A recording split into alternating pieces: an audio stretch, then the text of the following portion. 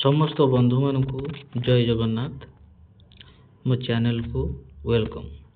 आसतु विज्ञान किसी important question जानिबा। तो प्रथम प्रश्न कौन अच्छी आमर ये ना केउ कोष अंगा पुष्टिसार संश्लेषण करिथाए प्रोटीन सिंथेसिस किए करिथाए ना तार उत्तर आसुची राइबोसोम। नेक्स्ट क्वेश्चन केउ मानकर निजस्व डीएनए अणु थिबा हेतु सेमानकु अर्ध स्वयंचालित अंगिका कहा जाए। कहार निजस्व डीएनए अणु अच्छी जहाँ को आम अर्ध स्वयंचालित अंगिका कहवा।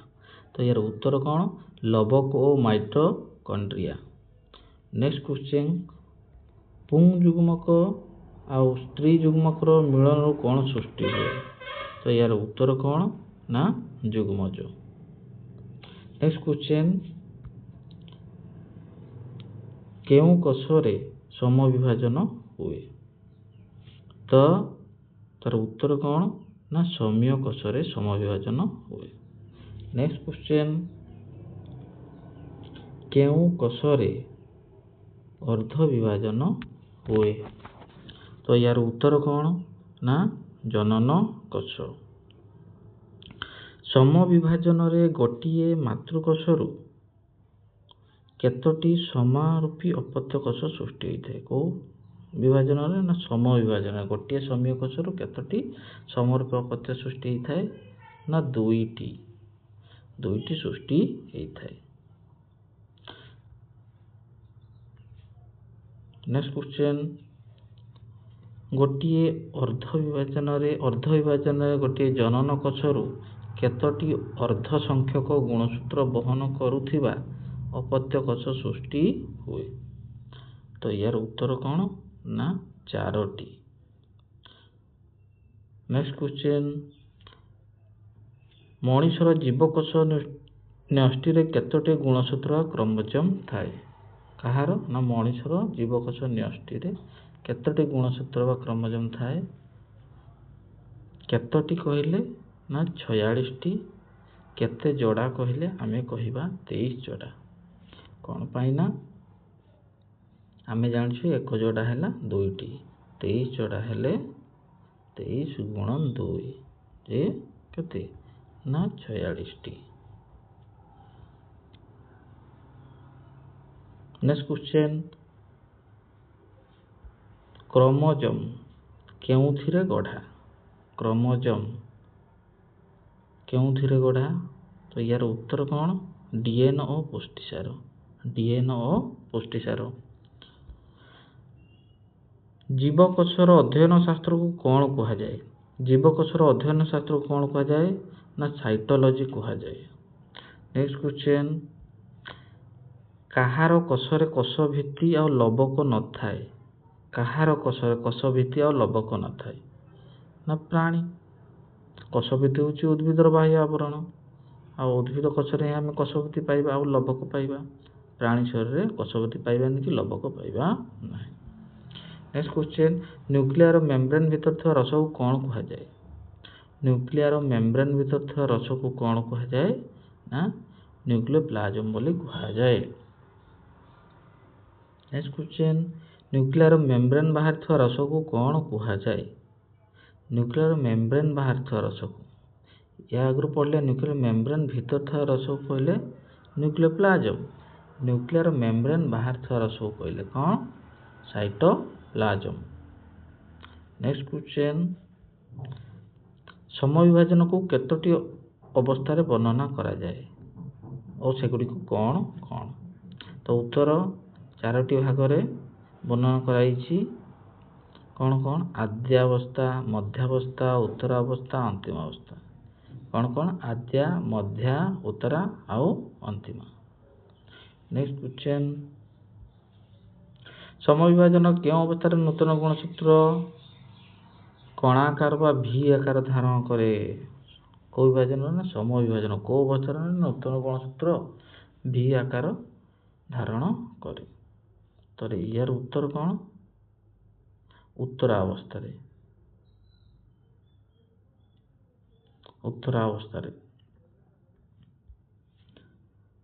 ଆଦ୍ୟାବସ୍ଥା 1ର କେଉଁ ଉପାବସ୍ଥାରେ ଆପୁଞ୍ଜନ ପ୍ରକ୍ରିୟା ଦେଖାଯାଏ? ଆପୁଞ୍ଜନ ପ୍ରକ୍ରିୟା ଏଟା କୋଉଠି ଦେଖାଯାଏ? ଜାଇଗୋଟିନ୍। ଏଇଟା ଆମର ଅର୍ଦ୍ଧ ବିଭାଜନରେ।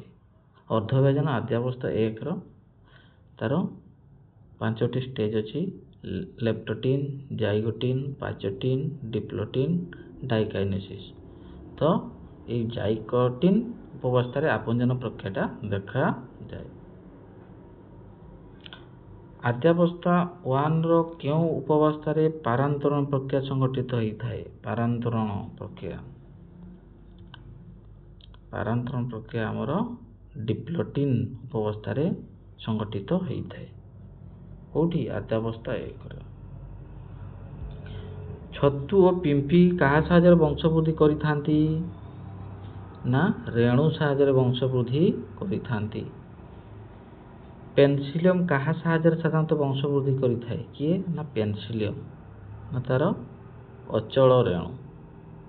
ଚଳ ରେଣୁ ନୁହେଁ, କ'ଣ? ଅଚଳ ରେଣୁ।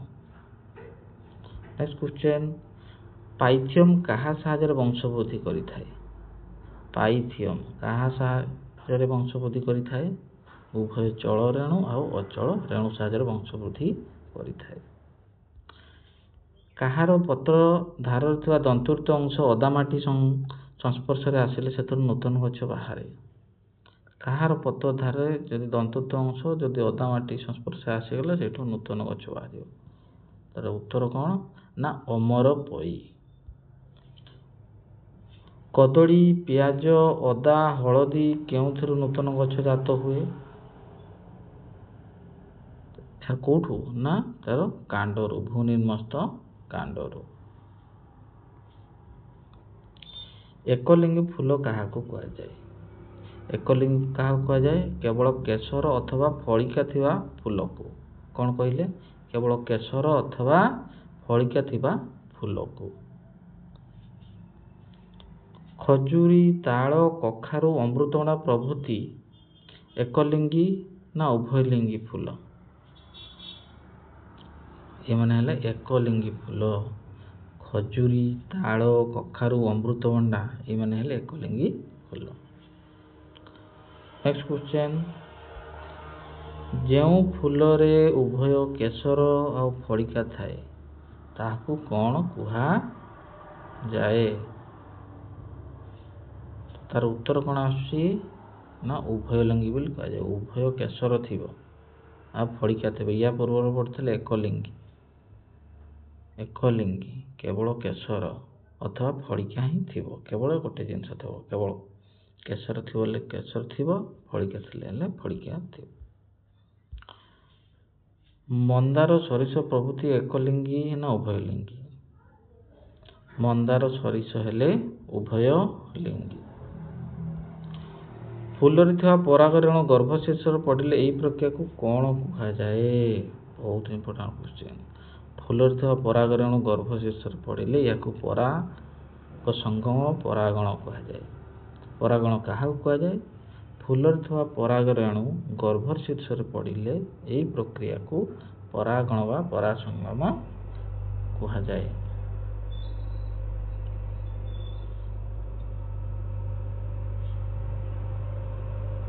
ନେକ୍ସଟ କ୍ୱେଶ୍ଚନ୍, ପରାଗଣ କେତେ ପ୍ରକାର ଓ କ'ଣ କ'ଣ? ପରାଗଣ ହେଲା ଦୁଇ ପ୍ରକାର। ଗୋଟେ ହେଲା ସ୍ୱପରାଗଣ ଆଉ ଗୋଟେ ପରପରାଗଣ। ପରାଗଣ ଦୁଇ ପ୍ରକାର, ସ୍ୱପରାଗଣ ଆଉ ଗୋଟେ ପରପରାଗଣ। ନେକ୍ସଟ କ୍ୱେଶ୍ଚନ୍, ସପୁଷ୍ପକ ଆବୃତବୀଜି ଉଦ୍ଭିଦରେ କେତୋଟି ସମାୟନ ଦେଖାଯାଏ?